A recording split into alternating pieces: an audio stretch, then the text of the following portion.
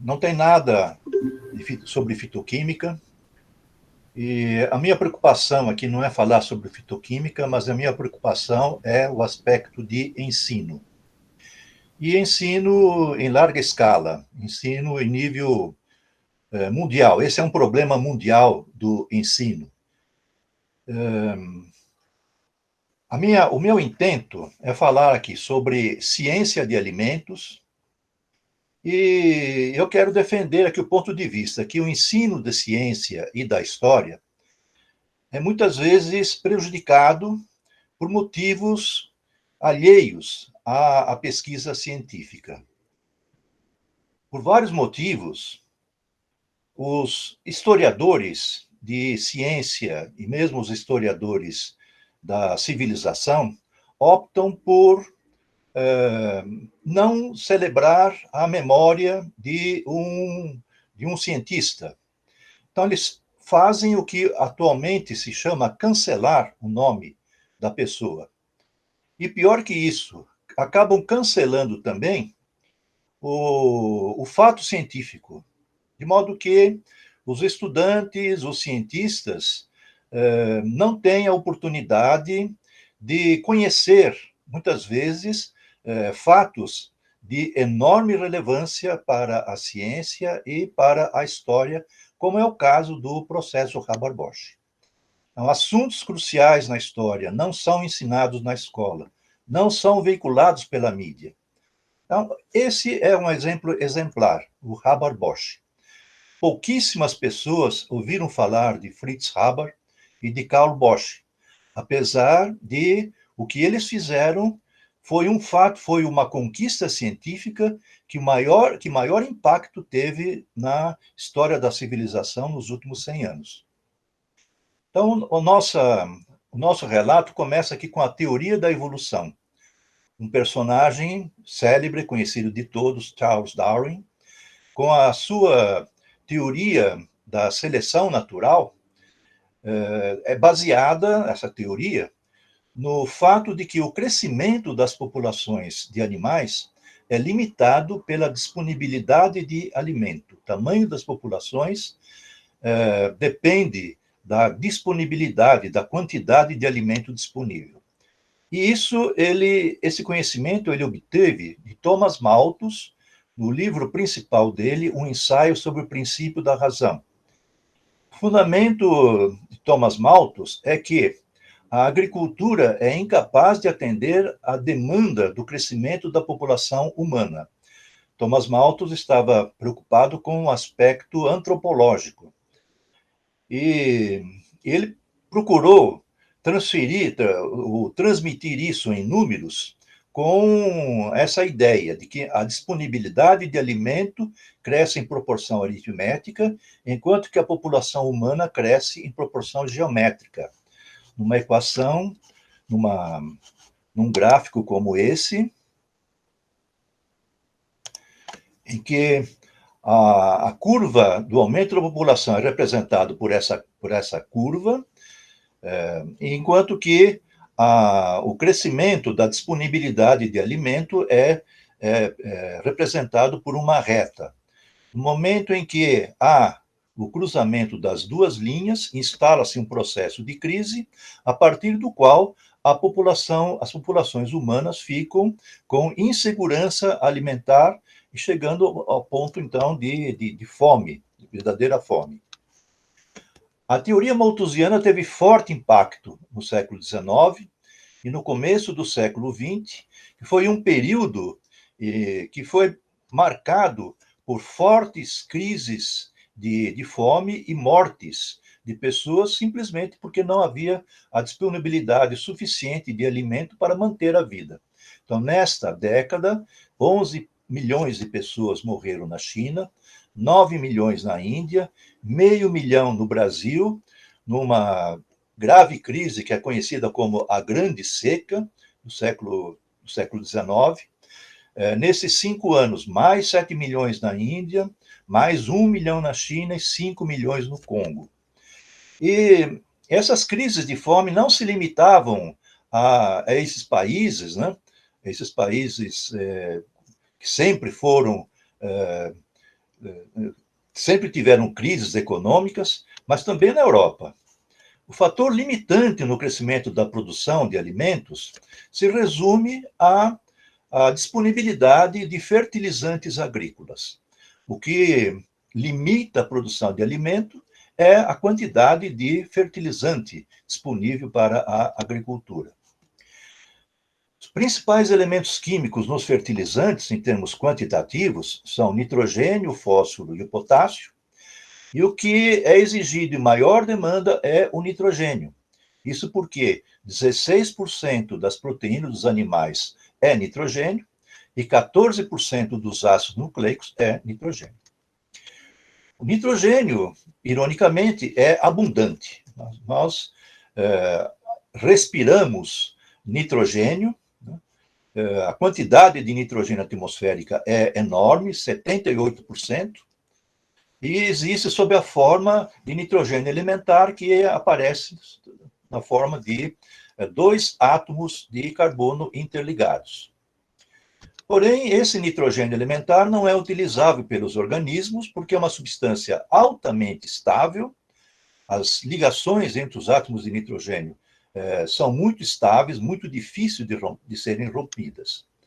Então, na verdade, os átomos de nitrogênio são interligados por 3 ligações covalentes, para a ruptura da qual é necessário grande quantidade de energia, e os seres vivos não são capazes de realizar isso, a não ser, excepcionalmente, algumas bactérias e cianobactérias, que fazem, então, o processo de fixação do nitrogênio.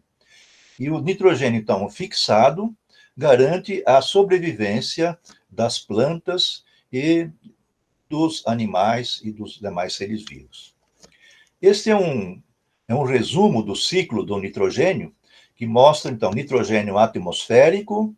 Por fixação, ele é convertido em íon amônio. O íon amônio, então, é convertido em nitrito ou nitrato, que são as formas de nitrogênio disponíveis para as plantas.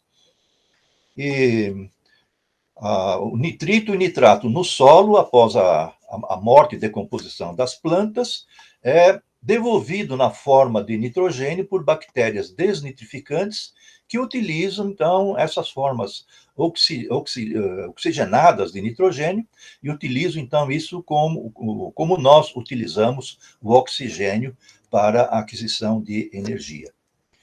A fixação do nitrogênio pode ser feita abioticamente, como no caso das tempestades, em que nos locais de descarga elétrica há o desenvolvimento de altíssima temperatura e, devido ao forte deslocamento do ar, também forte pressão. Então, a combinação de alta temperatura e alta pressão permite a fixação do nitrogênio na forma de gases de nitrogênio, NO2, NO3, que acabam indo para o solo e poderão ser aproveitados.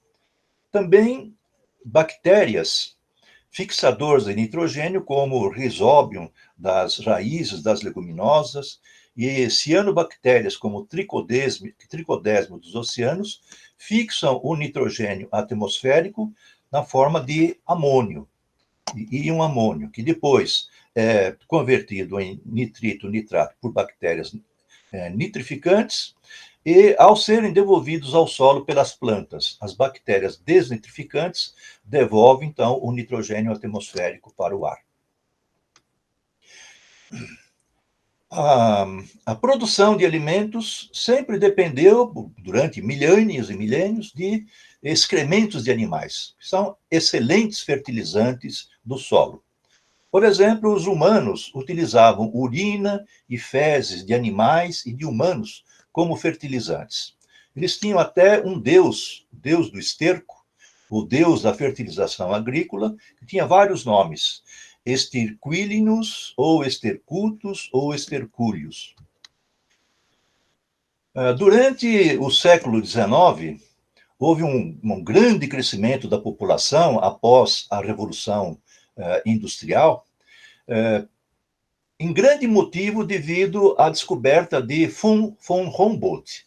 Ele descobriu e propôs o uso do guano como fertilizante. O guano é produzido por aves marinhas de ilhas da costa peruana, e são excrementos dessas aves que constituem o guano, que foi muito importante durante o século XIX para a agricultura das Américas e da Europa. Então, aqui está uma dessas aves dando a sua contribuição para a alimentação da humanidade. Então, nas rochas dessas ilhas era depositado esse guano e toneladas desse material era recolhido e exportado para o mundo todo. Em 1846, a produção de guano, o consumo de guano pelos Estados Unidos e pela Europa foi de 460 mil toneladas. Em 1870, 700 mil toneladas. A partir de 1870, começou a declinar a produção de guano, que não era suficiente para alimentar a agricultura, e daí sobrevinha aquelas crises, né, de falta de alimento. Com a decadência da produção de guano, a agricultura começou a utilizar um outro fertilizante de excelente qualidade, que era o salitre, produzido no norte do Chile, e depois também em territórios que pertenciam à Bolívia e pertenciam ao Peru. O salitre, também chamado caliche, era produzido no deserto do Atacama, norte do Chile, sul do Peru, e também um território que pertencia à Bolívia, e substituiu o guano a partir da Guerra do Pacífico, que aí então realmente o guano entrou em total decadência, praticamente total decadência. Essa Guerra do Pacífico envolveu os países que produziam salitre, Peru, Chile e Bolívia. E as cores definem os limites desses países. Então, a Bolívia tinha saída para o mar. Aqui está o Chile, aqui está o Peru, e essa linha mais escura representa a delimitação do território do Chile. Então, o porto de Iquique era um importante porto no Peru, hoje pertence ao Chile. E Antofagasta, que pertencia à Bolívia, um porto importante, hoje pertence ao Chile. E a guerra, então, foi motivada por conflitos devido ao interesse pelo salitre. O crescimento populacional da Europa, depois da Revolução Industrial, tornava incerta a provisão de fertilizantes. A primeira crise foi o guano, e depois veio a incerteza sobre a disponibilidade de salitre. Até quando o salitre seria suficiente para alimentar a agricultura? E este é um mapa da fome na Europa em dezembro de 1918. Um período muito difícil, que foi logo em seguida a Primeira Grande Guerra, e em plena crise também da pandemia da gripe espanhola. Esse era o quadro de insegurança alimentar desses países, parte da Ásia e da Europa. Então, toda essa região aqui, pintada em negro, era a condição de fome, né? Fome muito grave. O que está aqui com essa indicação era fome, era falta de alimento se aproximando da fome absoluta. Esse achurado, como, por exemplo, no caso da Turquia, da Bulgária e da Itália, representa séria falta de alimento.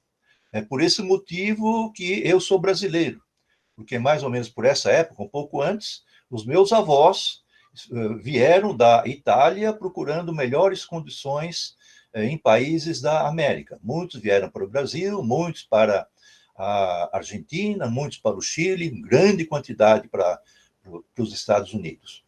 E países como a Suécia, a Noruega, a Inglaterra, a França, não viviam em condições sérias de falta de alimento, mas havia muita incerteza. Imagens como essa, que são comuns nós vermos em países com forte carência da África, eram comuns na África, na Europa, mas, na Índia, mas também na Europa. E foi nessa situação que Sir William Crookes, que era químico e físico inglês, ao tomar posse da presidência da Associação Britânica para o Progresso da Ciência, proferiu um discurso que causou muita polêmica e deixou assim muito alarmadas autoridades da ciência e também da política em todos os países. Em seu discurso de posse, ele fez previsões realmente alarmantes, como frases como essa: enquanto bocas se multiplicam, alimentos escasseiam. Em breve, a Inglaterra e todas as nações poderão ficar sem alimento. A terra que produz trigo depende de dificuldades e caprichos da natureza. Como ele era químico, ele via na química a solução que poderia trazer um socorro, né, para toda a humanidade. Então, a química deve vir em socorro das nações. No laboratório, é com a ciência que a fome se converterá em abundância. E qual a solução? É a fixação sintética do nitrogênio, que é abundante na atmosfera. Será uma das maiores descobertas que está aguardando a genialidade dos cientistas, principalmente dos químicos. Era, portanto, urgente a introdução de métodos de fixação industrial para converter grande parte desse nitrogênio que nós respiramos em alimento. Quando isso acontecer, será como transformar o ar em pão. E foi com o estímulo, né, desse discurso, dessas previsões, que Fritz Haber, um genial químico alemão, se pôs no laboratório em busca de um processo laboratorial para converter nitrogênio atmosférico em amônia. Ele conseguiu isso com o estímulo da indústria poderosa na época, a indústria de pigmentos, a BASF, que deu assistência, deu incentivo para os seus trabalhos. E aqui está a equação, uma equação que fica aqui em equilíbrio entre o gás nitrogênio, gás hidrogênio, convertendo-se em amônia no estado gasoso. Por resfriamento, a amônia, então, se liquefaz. O nitrogênio era obtido por liquefação do ar, já havia processos de refrigeração capazes de trazer a temperatura até o ponto de ebulição do nitrogênio, abaixo do ponto de ebulição do nitrogênio. Portanto, o nitrogênio era retirado do ar, o ar que era liquefeito, e por destilação fracionada se obtinha o nitrogênio purificado. O hidrogênio era obtido do gás natural, por reação com água, obtinha-se, então, hidrogênio e gás carbônico. Esse é um processo simplificado do método de Haber, de conversão do nitrogênio com hidrogênio em amônia líquida. Precisava de forte pressão, 200 atmosferas de pressão, e altíssima temperatura, 450 graus, e isso ainda era insuficiente. Somente temperatura e pressão não eram suficientes para a obtenção da amônia, é preciso também catalisador. Então, o catalisador utilizado por Haber foi o ósmio ou então o urânio. O ósmio muito raro na natureza, o urânio mais abundante, mas muito caro. E com isso ele foi laureado com o Nobel de Química, Nobel de Química de 1918. Haber se tornou célebre, conhecido de muitos cientistas, inclusive de Einstein, do qual ele era amigo, e de muitas outras celebridades da época. Aqui existe um vídeo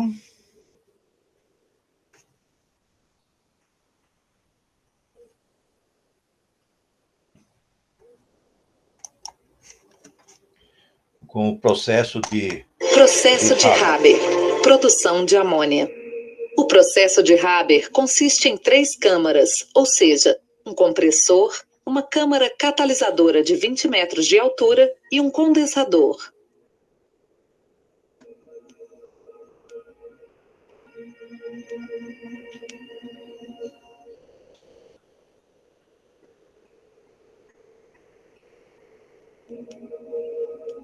Gases de nitrogênio e hidrogênio puros secos passam através de um compressor.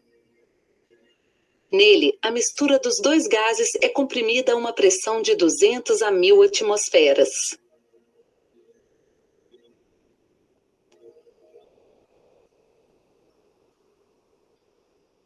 Os gases comprimidos, em seguida, passam através da câmara catalisadora, que é eletricamente aquecida até cerca de 450 graus Celsius. Quando os gases quentes comprimidos entram em contato com o catalisador de ferro e o promotor de molibdênio, reagem para formar a amônia.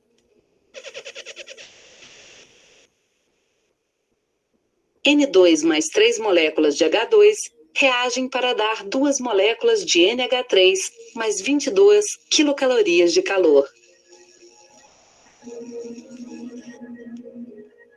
A reação é exotérmica e gera quantidade de calor suficiente para manter a temperatura necessária.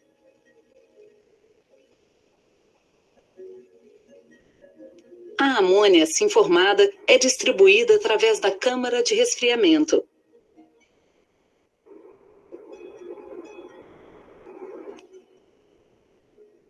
Ela esfria e se liquefaz em amônia líquida.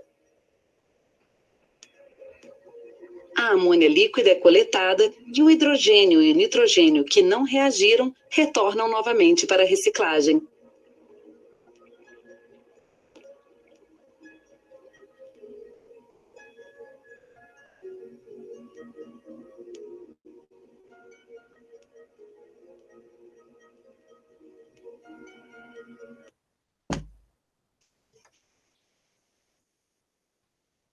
Processo de Haber.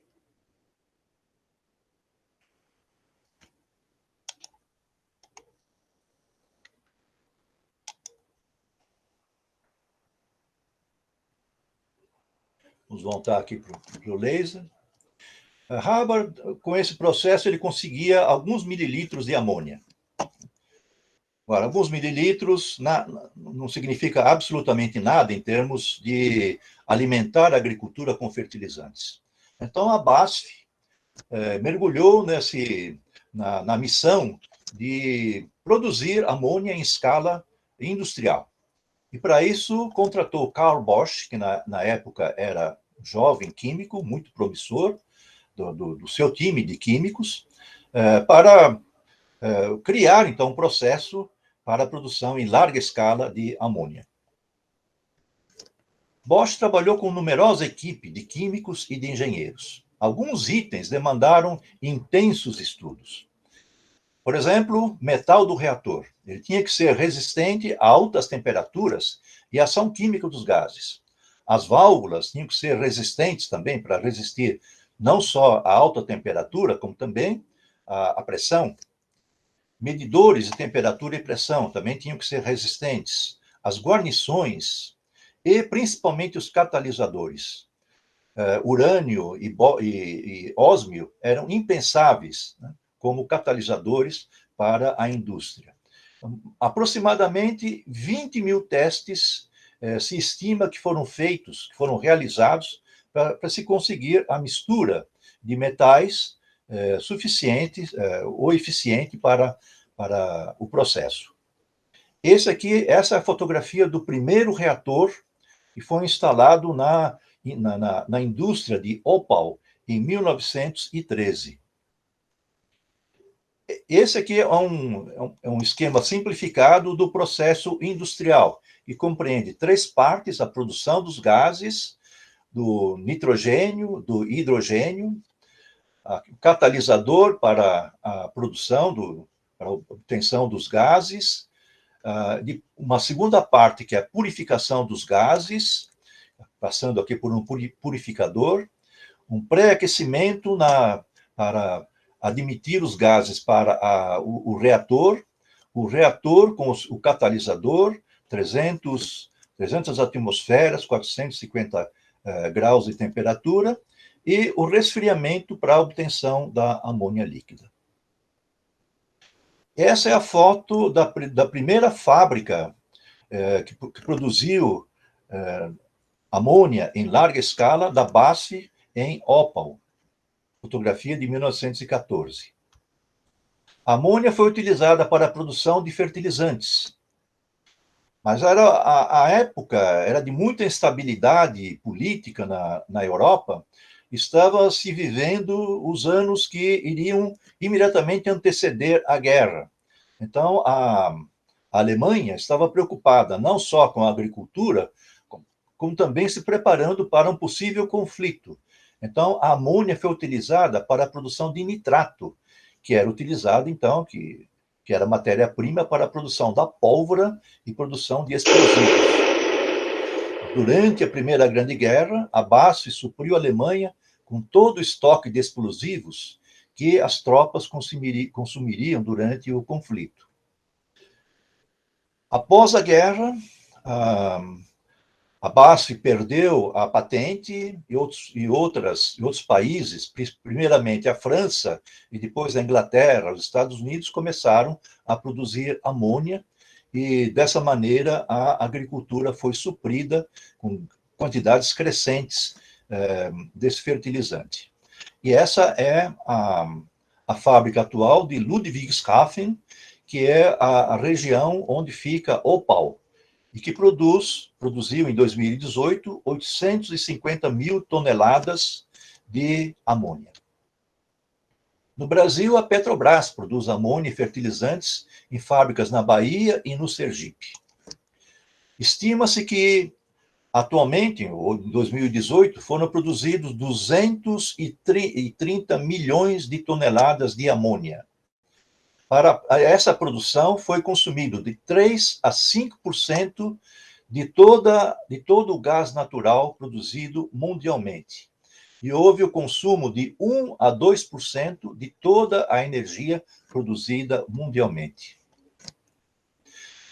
Isso é um esquema da evolução da população humana, começando de 1700, 1800, mais ou menos aqui, aconteceu a Revolução Industrial, então houve um aumento aqui da produção da população humana, não só a Revolução Industrial, como também o ano provindo das costas do Peru, e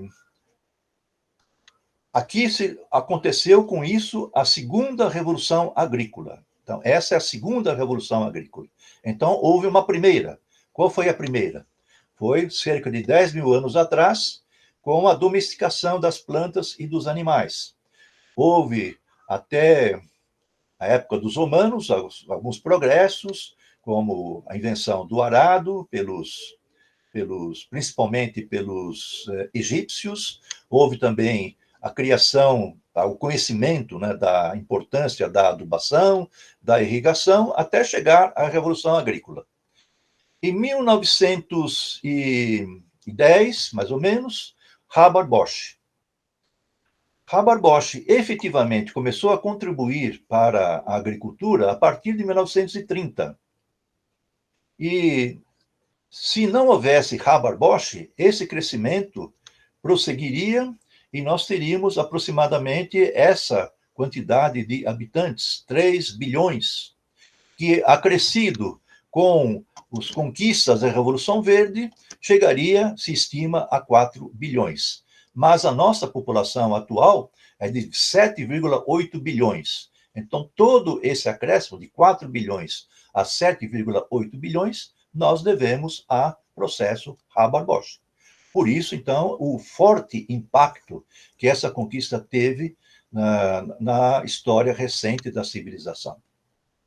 Então, o processo Haber-Bosch permitiu que avanços da Revolução Verde, como seleção de linhagens, mecanização da lavoura, tecnologia, uso de defensivos agrícolas e outros fatores promovessem sucessivos aumentos da produção de alimentos. O processo Haber-Bosch, em última análise, libertou a humanidade das amarras da limitação malthusiana. Então, a previsão de Malthus não se concretizou, principalmente devido ao processo Haber-Bosch. Atualmente, 50% do nitrogênio nos nossos tecidos deriva do processo. Sem Haber-Bosch, nós seríamos 4 bilhões de pessoas. Então, muitos de nós estamos aqui devido à contribuição das conquistas de Haber e Bosch. Então, essa frase, Haber-Bosch teve importância maior do que o avião, a energia nuclear, as viagens espaciais e a televisão. Quem disse isso foi Václav Smil, em um artigo publicado na Nature, em 1990. Por coincidência, Václav Smil é mencionado na edição de Veja desta semana. A importância é tão grande desse cientista, ele é matemático e ambientalista, que os seus livros são leitura de cabeceira do... Como é que chama? O criador da Microsoft? Esqueci o nome. Então, o criador da Microsoft tem Smil como sua leitura preferida. Nenhuma conquista científica no século XX teve impacto comparável ao processo Haber-Bosch. Para se ter uma ideia, vamos ver aqui o mapa da fome no mundo atual, 2020. Então, toda essa região aqui, que era pintado de negro, a fome absoluta, então está numa situação tranquila. A insegurança alimentar aqui é inferior a 2,5%. O Brasil está aqui saindo bem nessa foto, né? Mas temos que levar em conta que isso aqui foi em 2020, antes da pandemia atual. Então, hoje a situação do Brasil não é tão tranquila assim. Nas Américas, os piores países em condição mais aflitiva são a Venezuela e o Haiti. Outros países também em situação difícil, né? A Bolívia, Guatemala, El Salvador, Honduras. E na África é que estão as situações mais sérias, né? Mongólia também. Então, esse quadro aqui mostra o legado positivo de Haber-Bosch.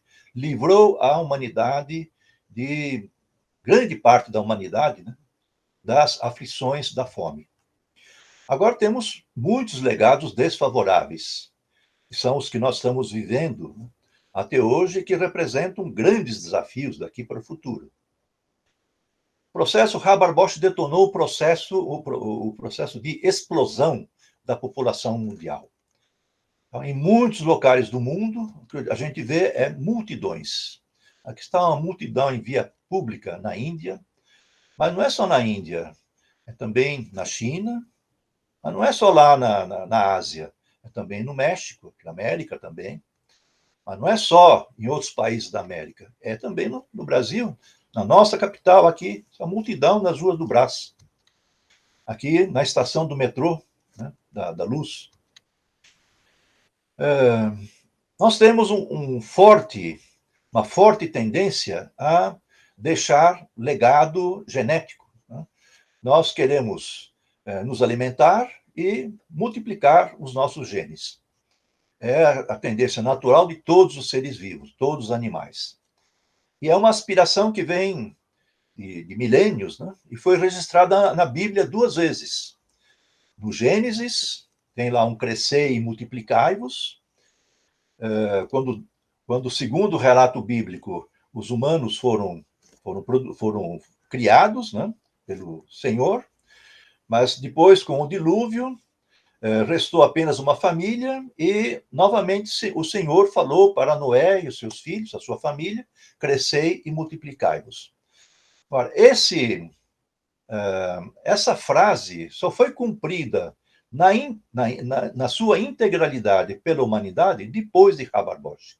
Só depois de Haber-Bosch que a humanidade realmente povoou a Terra e, convenhamos, né, exageramos. Então, outros legados preocupantes no processo Haber-Bosch é a poluição do solo. Então, os nutrientes produzidos pelo processo Haber-Bosch, os nitratos, né, acabam poluindo o solo, acabam sendo levados pela chuva para a água doce e depois para o mar. Então, existe a poluição do solo e das águas. Os defensivos agrícolas representam um outro legado, né, que é necessário para a agricultura promover crescimentos sucessivos, né, das colheitas, levando, então, a crises de poluição que foram motivo de Rachel Carson escrever o seu livro Primavera Silenciosa, que é admitido como um dos principais livros tratando de assuntos científicos de todos os tempos. Teve grande influência para o crescimento da ecologia. Pode-se dizer que a ecologia nasceu depois dos alertas de Rachel Carson, principalmente depois do seu livro Primavera Silenciosa.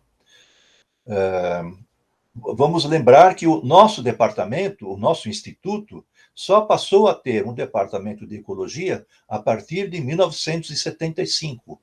Antes dessa época, a ecologia era uma área das ciências biológicas sem a importância que tem hoje. Outro legado é que os alimentos calóricos tornaram-se abundantes e baratos. Então, o açúcar se tornou muito barato. E isso levou crescentemente à adoção de hábitos alimentares nocivos, que se tornaram mais e mais comuns. Para vocês terem uma ideia, 70 anos atrás, anúncios de remédios populares prometiam às mulheres não emagrecer, mas a ganhar peso. Milhares de mulheres rapidamente ganharam de 5 a 15 libras de modo fácil, de modo rápido, em poucas semanas. Medicamentos na década de 40 garantiam ganho de peso em poucas semanas. Hoje prometem perda de peso. Aqui é uma foto da década de 40, na esquina da rua direita com a rua 15 de novembro. Eu chamo a atenção de vocês para observar a silhueta das pessoas. Vocês não veem uma pessoa aqui com sobrepeso. A condição normal era essa. Praticamente, a obesidade é um problema que inexistia até época recente. Outro legado. Com mais e mais humanos, a humanidade passou a influir mais e mais sobre a biosfera. Então, o antropoceno é uma fase do Cenozoico que é admitida como tendo seu início a partir do início do Império Romano. E com o crescimento da população humana a partir de então, passou a influir cada vez mais sobre o tamanho das populações de outros animais e também das plantas. Então, espécies de animais passaram a ficar mais e mais raras ou entrar em extinção. Atualmente, 96% da massa de mamíferos no mundo todo corresponde a humanos e seus animais domésticos. Apenas 4% dos mamíferos atuais vivem em estado selvagem. E aí, mais paroquialmente, vocês que frequentam a cidade universitária, eu pergunto para vocês, vocês têm visto pardais? Vocês têm visto tico-ticos? Vocês têm visto borboletas monarcas? Isso era comum. Questão de 20 anos atrás, era comum ver pardal, não só na cidade universitária, mas em toda São Paulo. Tico-tico não era raro na cidade universitária. Né? E as borboletas monarcas eram abundantes. Aqui está a borboleta monarca. Né? Estão se tornando mais e mais raras, mas não só no Brasil, na América do Norte também. Essas borboletas é um símbolo da festa mexicana que eles celebram no Dia dos Mortos. Eles celebram a memória dos antepassados E a borboleta monarca é o símbolo, porque é nessa época que elas migram dos Estados Unidos para o México. Estão cada vez mais raras também lá. Então, nós estamos nos tornando cada vez mais solitários no planeta. Então, alguns especialistas dizem que nós não estamos mais no Antropoceno, nós estamos numa outra era do Cenozoico. Estamos na época do Eremoceno, que significa a época da solidão. Somos uma espécie cada vez mais solitária. Agora, por que Haber e Bosch não se tornaram celebridades, né, da ciência, como Marie Curie, Max Planck, Watson Crick, Enrico Fermi, Jonas Salk, Einstein? Por que isso?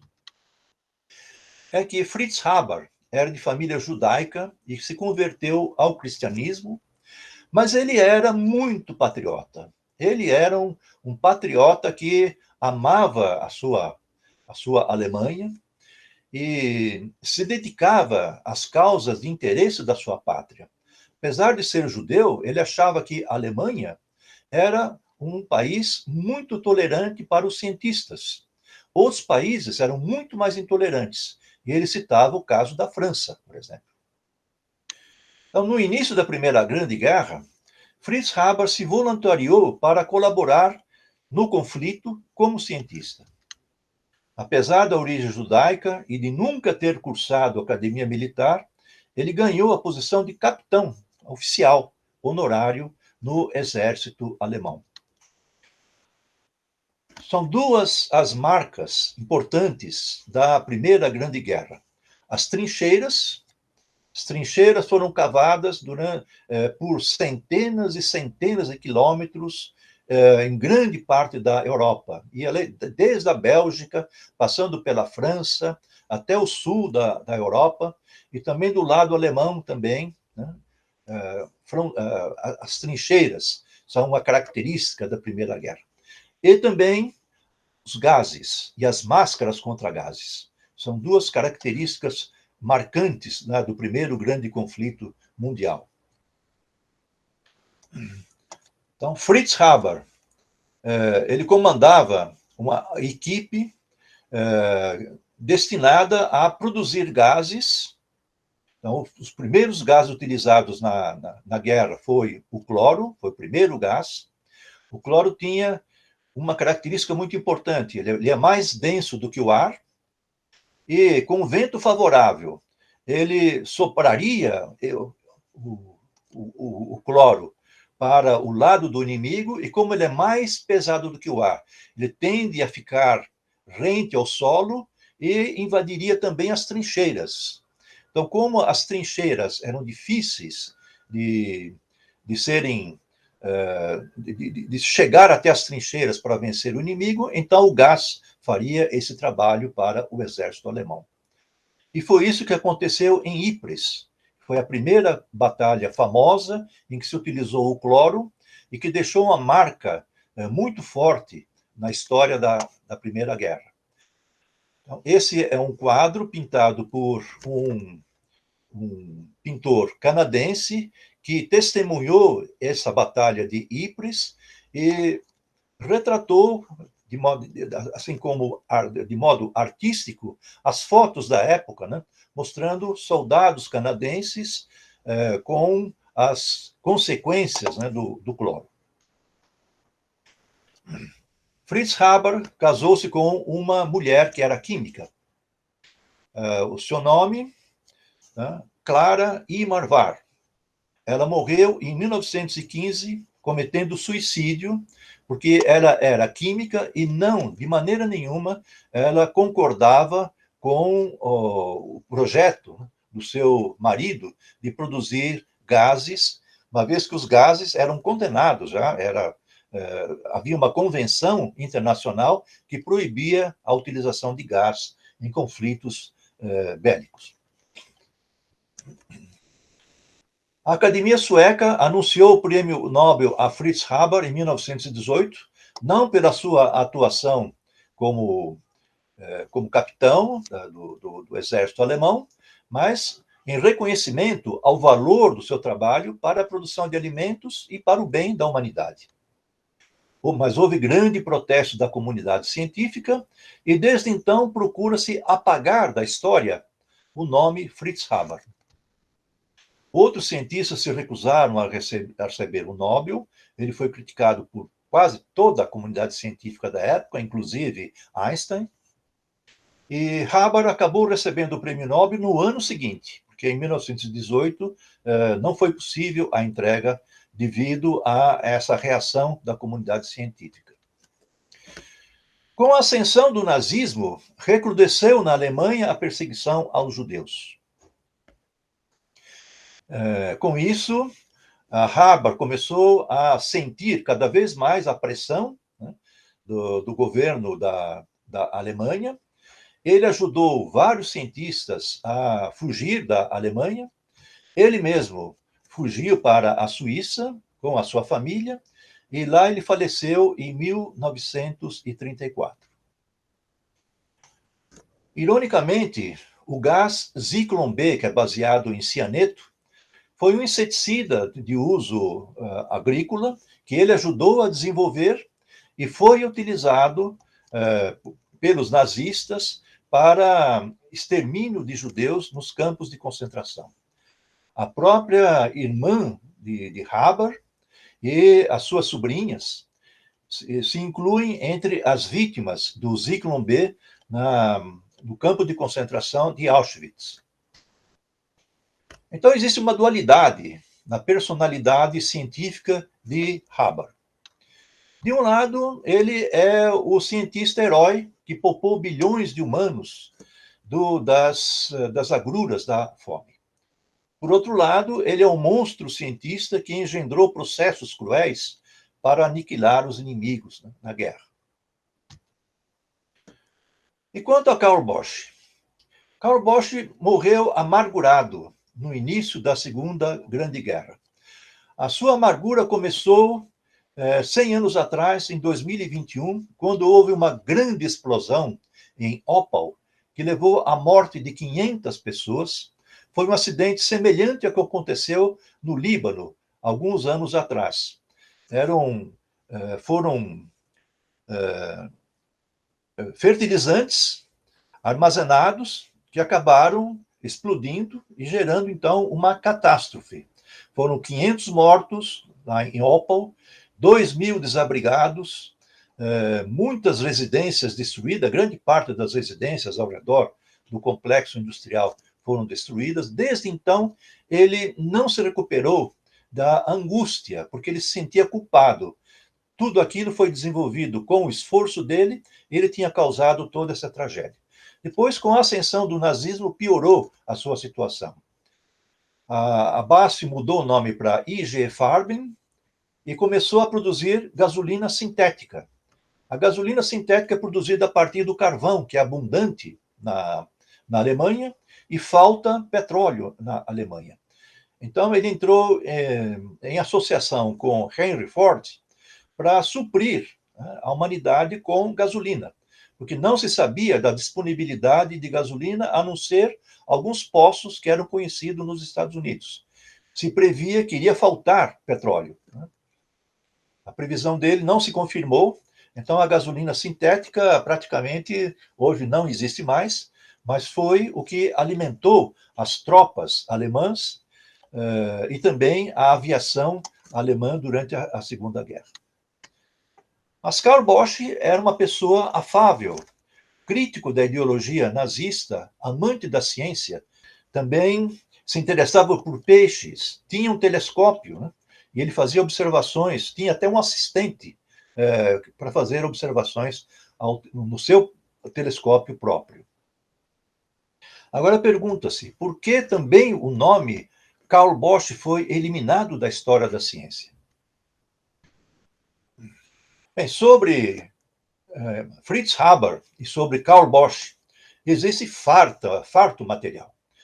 O problema é que as pessoas não conhecem os nomes. Então, como vão procurar no Google o nome Haber? Como vão procurar o nome Karl Bosch? Né? Existe uma produção cinematográfica, mas é um curta-metragem, que aqui está. Eu não consegui adquirir esse curta-metragem, mas adquiri esse livro. Esse livro é uma preciosidade. A começar do nome, né? A Alquimia do Ar. A alquimia do ar. Alquimia é algo mágico, né? Que é feito pela combinação, né? de substâncias. Então, por uma combinação adequada do ar com outros gases, permite a conversão do ar em pão, né? Em ar em alimento. É algo assim que parece mágica. Daí, então, acho que a escolha muito feliz do título. Então, esse livro fala tudo sobre. Começa lá, como eu iniciei com a teoria da evolução, e vai até o fim, né, com a guerra, etc. E foi escrito por Thomas Hager. Ele tem um vídeo nesse link aqui do YouTube, em que ele faz um resumo aqui do livro. Isso está disponível, mas apenas em inglês.